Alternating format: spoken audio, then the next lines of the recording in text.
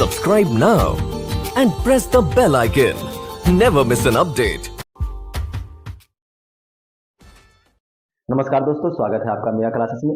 दोस्तों आज हम लोग इस वीडियो में क्लास 10th के मैथ का 12वां अध्याय वृत्तों से संबंधित क्षेत्रफल की प्रश्नावली 12.3 का एनसीईआरटी बुक के क्वेश्चन नंबर 13, 14, 15 और 16 ये जो कल छूट गया था इसका मैथ का सोल्यूशन आज हम लोग देखेंगे।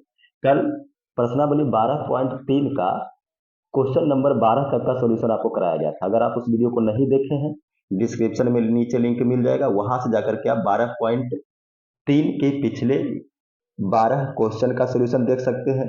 12.1, 12.2 का भी डिस्क्रिप्शन में लिंक मिल जाएगा, वहां से जाकर के आप उसका भी सोल्यूशन देख सकते हैं।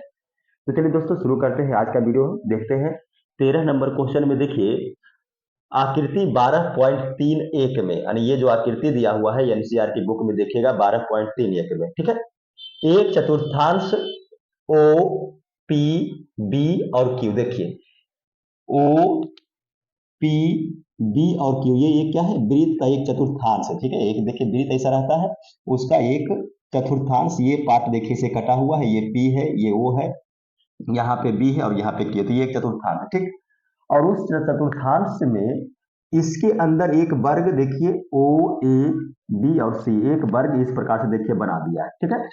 अब ये जो रंगा हुआ पार्क है इसी का क्षेत्रफल पूछ रहा है। और ओ से ए, देखिए ओ से ए ये वाला जो पार्क है वो 20 सेंटीमीटर दिया हुआ, यानी कि वर्ग का जो भुजा है, क्योंकि ये वर्ग है तो वर्ग का भुजा जो है ये ओ से ए, ओ से सी, बी से सी, ए से बी, चारों भुजा बराबर होता है, नहीं 20 सेंटीमीटर है। तो ये देखिए जो चारों है ओ से ए 20 सेंटीमीटर ये दिया हुआ, ठीक है। अब देखिए छायांकित भाग का क्षेत्रफल कैसे निकलेगा। ये जो पूरे चतुर्थांश है उसका क्षेत्रफल, वृत्त का क्षेत्रफल पाई आर स्क्वायर चतुर्थांश में बटा 4 कर दीजिएगा, और उसमें से ये वर्ग के क्षेत्रफल को हटा दीजिए। पूरा अगर हम चतुर्थांश निकालते तो ये भी आ गया, उसमें से इसको हटा दीजिए, यानी कि वर्ग का क्षेत्रफल हटा दीजिए।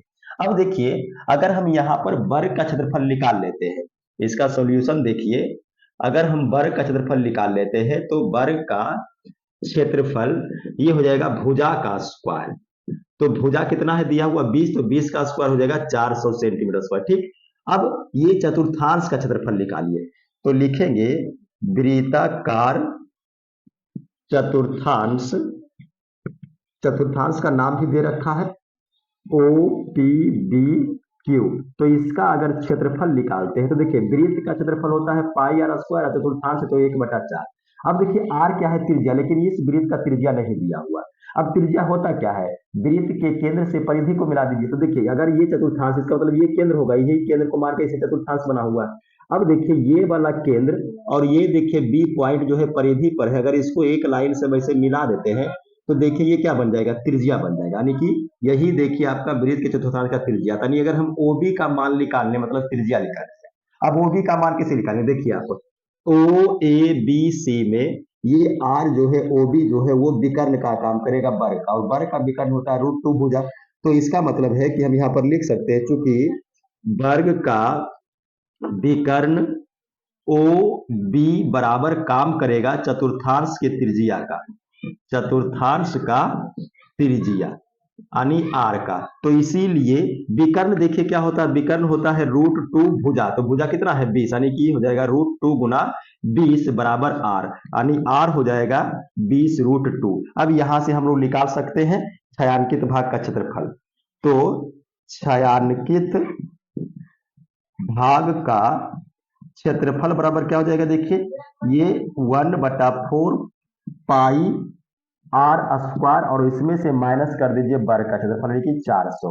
अब देखिए 1/4 पाई का मान 3.14 और आर का स्क्वायर, देखिए आर कितना है 20√2, अब इसका स्क्वायर करेगा तो 20 का स्क्वायर 400 और √2 का 2, तो 400 गुना 2 कितना हो जाएगा 800 और माइनस 400। अब यहाँ देखिए ये 2 बार में काट दी, 400 दोनों 8।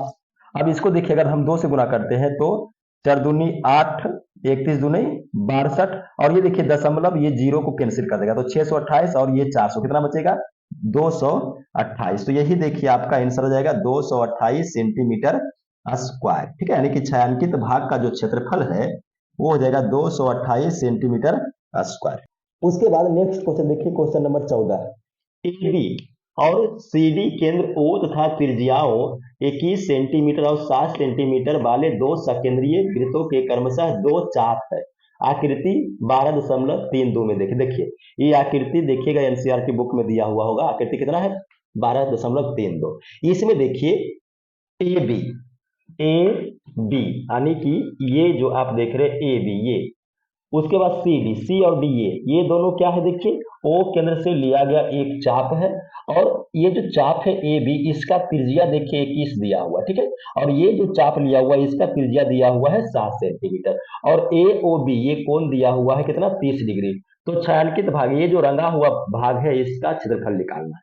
अब देखिए अगर हम लोग छायांकित भाग का क्षेत्रफल निकालेंगे तो कैसे निकालेंगे? छायांकित भाग का क्षेत्रफल हम लोग इस प्रकार से निकाल सकते हैं कि देखिए ये केंद्र है, ये बड़ा वाला चाप है, यहां से देखिए एक त्रिज्यखंड बन जाएगा, यानी त्रिज्यखंड ए ओ बी बनेगा। इसका क्षेत्रफल निकाल लीजिए। उसके बाद सी ओ डी, ये भी देखिए एक छोटा त्रिज्यखंड बनेगा, इसके क्षेत्रफल को माइनस कर दीजिए। समझिए, बड़ा वाला त्रिज्यखंड ए ओ बी में से छोटा वाला त्रिज्यखंड को निकाले तो रही रंगा हुआ पार्ट बच जाएगा, और उसी का क्षेत्रफल चाहिए तो कर लीजिए। त्रिज्यखंड त्रिज्यखंड ए ओ बी का क्षेत्रफल, और उसमें से निकाल दीजिए ये वाला त्रिज्यखंड सी ओ डी का क्षेत्रफल, ठीक है।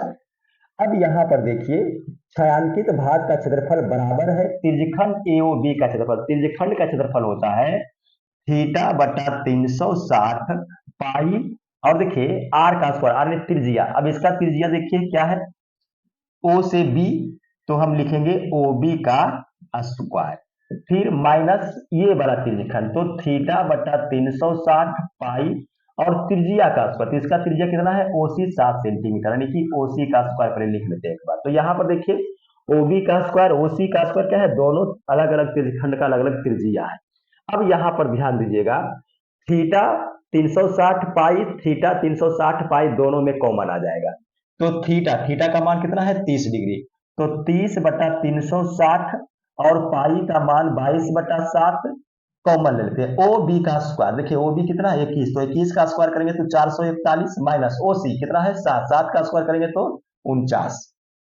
अब यहां देखिए ये कर जाएगा 12 तिया 36, और ये 6 दूना 12 और 11 दूनी 22, तो कितना आ जाएगा? देखिए ये आ जाएगा 11 बटा 7 42, और गुना देखिए इसको माइनस करेंगे, 11 में से 9 जाएगा तो 2 बच जाएगा, और ये हो जाएगा 13 में से 4 जाएगा तो 9, और ये हो जाएगा 3। अब इसको देखिए काटेंगे तो ये 14 42, और इसको अगर हम लोग काटते हैं तो 14 दूनी 28, और 112, 14 थी बल्लो 28 बार में। अब देखिए 28 गुना 11 अगर हम लोग करते हैं तो 308 आ जाएगा, और बटा कितना है? 3, तो 308 बटा 3 सेंटीमीटर स्क्वायर। ये देखिए जो छायांकित भाग है उसका क्षेत्रफल आ जाएगा। तो क्वेश्चन नंबर 13 और 14 का सोल्यूशन हो गया, इसका स्क्रीनशॉट ले लीजिए। नेक्स्ट क्वेश्चन आपको बताते हैं। नेक्स्ट क्वेश्चन देखिए 15 में है आकृति 12.33 में, यानी ये आकृति ए बी सी त्रिज्या 14 सेंटीमीटर वाले एक वृत्त का चतुर्थांश। देखिए ए बी और सी, ये जो है एक त्रिज्या, देखिए यहां से ये एक चतुर्थांश बन रहा है, ठीक है। ये देखिए वृत्त का, अब इसमें BC, देखिए ये BC को व्यास मान करके एक अर्धवृत्त और खींचा गया ऊपर से। छायांकित भाग का क्षेत्रफल ज्ञात करना। फिर समझ लीजिए, देखिए ये डिजाइन इस प्रकार से बना हुआ है। देखिए ये एक चतुर्थांश हो गया ए बी और सी, ठीक है। अब उस पर क्या किया कि यहां से BC को व्यास मान करके एक वृत्त और इस पर इसे बनाया, ठीक है। और उसके बाद ये पार्ट रंगा हुआ, इसी का क्षेत्रफल निकालना, ठीक है। अब क्या कीजिएगा, देखिए ये ABC एक चतुर्थांश बन रहा है, ABC एक त्रिभुज बन रहा है, और ये एक अर्धवृत्त जो है, ये अर्धवृत्त। तो ऐसा करते हैं कि अर्धवृत्त का क्षेत्रफल निकाल लेते हैं, समझिएगा इस बात को। ये फिर से इसको देखिए बनाते हैं। ये इस प्रकार से एक चतुर्थांश है ए बी और ये सी, ठीक है। और ये है कितना? तो 14 सेंटीमीटर वाले व्यास का, त्रिज्या का, ठीक है, ABC। तो यहां पर हम लोग क्या करते हैं, पहले लिख लेते हैं लिख लेते हैं ए बी सी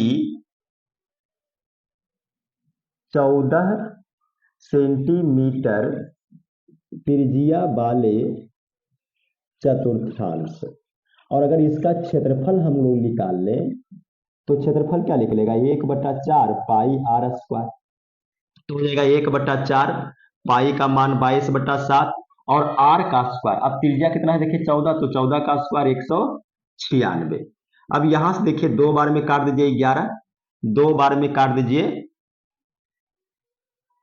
98, 9 दूनी 18 दूनी 16। अब 98 गुना 11 कर लेते हैं, तो 98 और 98 तो 8 7 और 10, तो 1078/7 सेंटीमीटर स्क्वायर। तो ये आ गया, ये आ गया देखिए, ये वाला जो पार्ट आप देख रहे हैं जो रंगा हुआ नहीं है उसका पूरा क्षेत्रफल। ठीक, उसके बाद क्या किया कि यहां से ये ए है ये बी है, यहां से एक व्यास लिया, ठीक, और इस पर एक और अर्धवृत्त खींचा। तो इस वाला को अब भूल जाइए।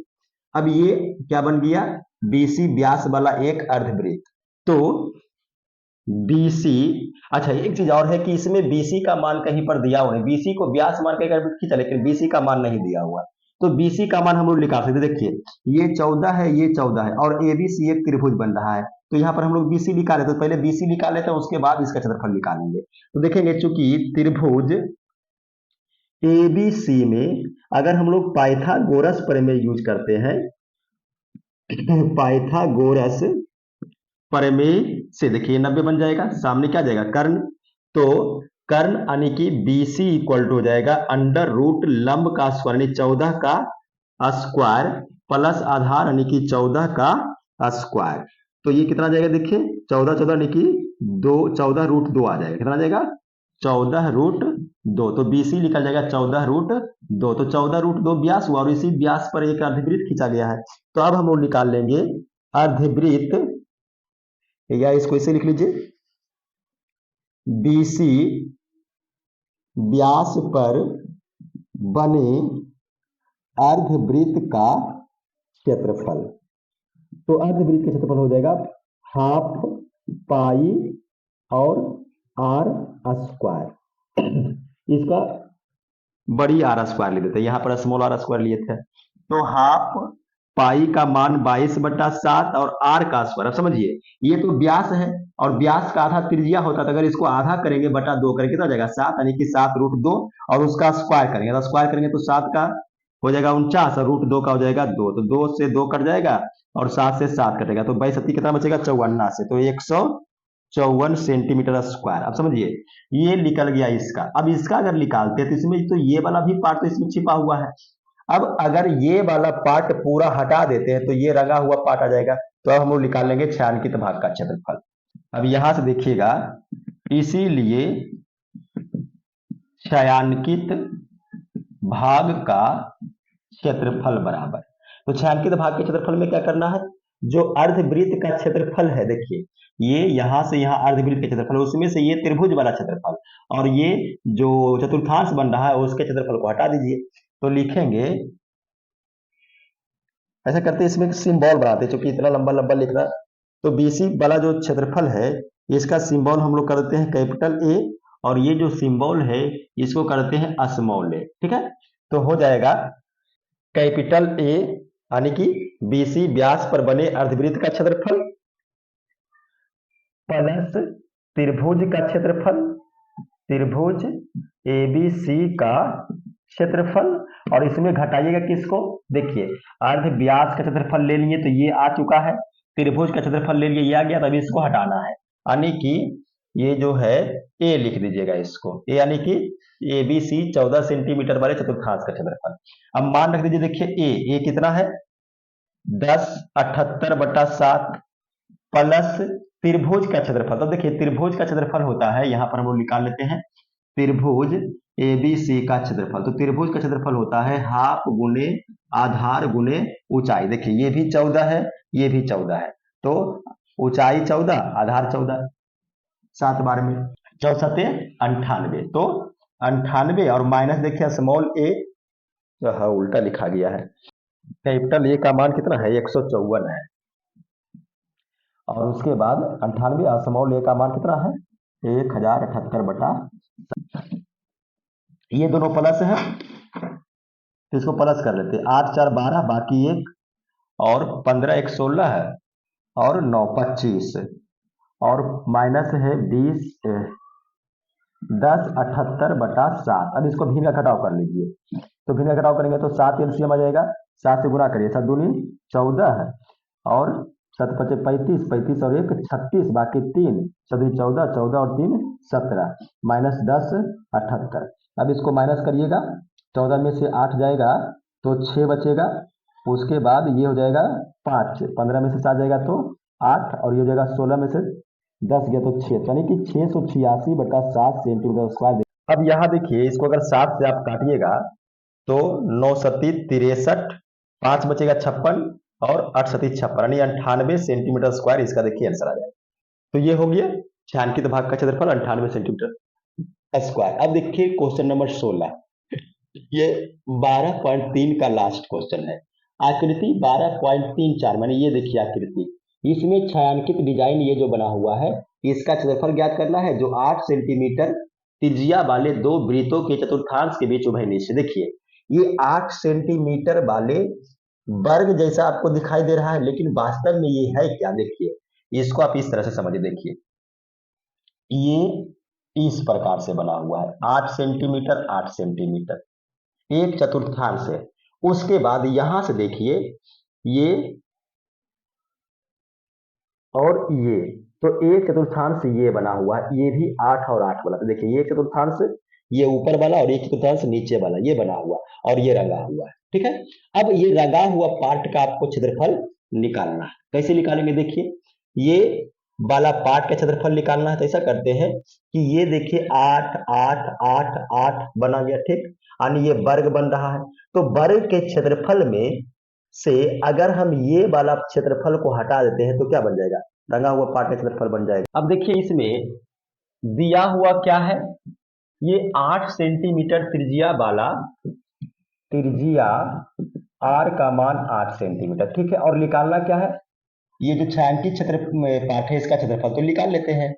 छायांकित भाग का क्षेत्रफल बराबर, देखिए छायांकित भाग का क्षेत्रफल निकालने के लिए क्या करना पड़ेगा, ये देखिए इसमें है क्या, देखिए अभी आपको बता रहे थे कि ये एक चतुर्थांश है, तो यानी कि चतुर्थांश हो जाएगा एक ये और ये एक चतुर्थांश है, तो दो चतुर्थांश, तो 2 गुना 1/4 पाई r स्क्वायर, यानी कि दो चतुर्थांश का क्षेत्रफल। अगर दो चतुर्थांश लेते हैं तो उसमें तो ये वाला भी आ रहा है, तो इसमें से हम वर्ग का क्षेत्रफल हटा देंगे। अब कर लीजिए, ये 2 से 2 कट जाएगा, पाई का मान 22/7 ले लीजिए, नीचे 1/2, फिर r का स्क्वायर यानी कि 64 माइनस वर्ग का क्षेत्रफल, देखिए वर्ग का भुजा भी 8 होगा तो 8 का स्क्वायर 64। अब यहाँ पर देखिए ये 11 दूनी 22 हो जाएगा खत्म, और बच जाएगा कितना, तो 64 गुना 11/7 यानी कि 64 तो 4 6 4 10 और 6 1 7 यानी कि 704/7 माइनस 64। अब इसका भिन्न घटाव कर लीजिए, तो 704 माइनस 7 चौके 28 के 8 बाकी 2 7 6 42 42 और 2 44/7। अब इसको माइनस कीजिए, माइनस करेंगे 12 में से ये हो जाएगा 4 4 में से 8 नहीं जाएगा, तो ये कितना हो जाएगा 14, 14 में से 8 जाएगा तो 6, उसके बाद ये हो जाएगा 9, 9 में से 4 जाएगा तो 5 और 6 में से 2/7। ये देखिए 256/7 सेंटीमीटर स्क्वायर आपका क्या हो जाएगा, छायांकित भाग का क्षेत्रफल। तो दोस्तों क्लास 10th के मैथ का 12वां अध्याय वृत्तों से संबंधित क्षेत्रफल का तीनों यूनिट यानी लेसन 1, लेसन 2 और 12.3 ये आपका पूरा समाप्त हो गया। आपको वीडियो कैसा लगा हमें कमेंट करके बताएं, और अगर आपको ये वीडियो पसंद आया तो इस वीडियो को जल्दी से शेयर करें, और यदि आप हमारे चैनल पर नए तो हमारे चैनल को सब्सक्राइब करें। नेक्स्ट डे हम लोग एक नए चैप्टर के साथ आएंगे। धन्यवाद।